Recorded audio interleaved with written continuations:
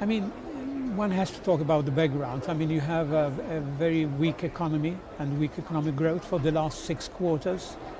And, but what's interesting is like we have a dual economy. It's not just like one economy in Europe. You have the manufacturing, which is weak, food prices are coming down and inflation is coming down accordingly. And then a very resilient service sector. So those countries like Malta, Portugal and the Mediterranean countries are quite strong activity because they have a very important tourism, service sector, while in the north is the other way around. But all in all, the economy is weak, and everything is pointing towards declining inflation all over, including wages, food, energy, and so on. So it's more a question of whether you're risk averse and you're always scared because of risks, that you wait to cut, and that was it. I mean, one could have cut rates way back in March or even in April.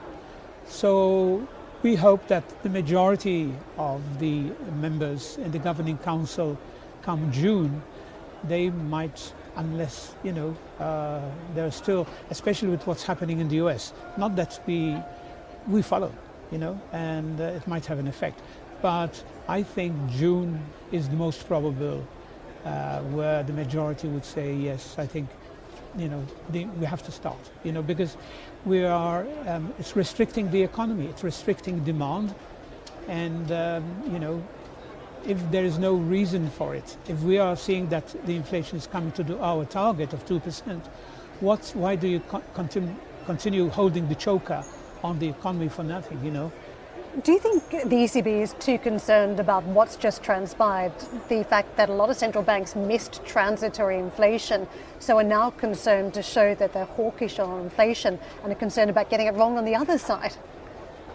Waiting more? Waiting more. Are they waiting more than they would have done in the past?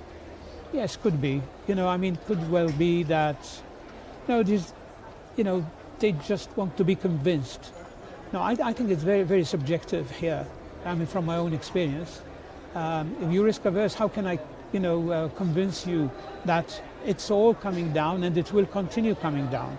Others are like St. Thomas; they want to see, and wait. Now, what is the risk of waiting then? What is the risk that waiting till June or later? In my opinion, it is there. You're, as I said, choking the economy. If there's a need for that, that's fine. Like in the States, there is justification for waiting, but in our case, it does a lot of damage. The economy wants to grow, and we're holding. A lot of investment not being done, firms, and so on. And if you wait, then the consequences will be higher.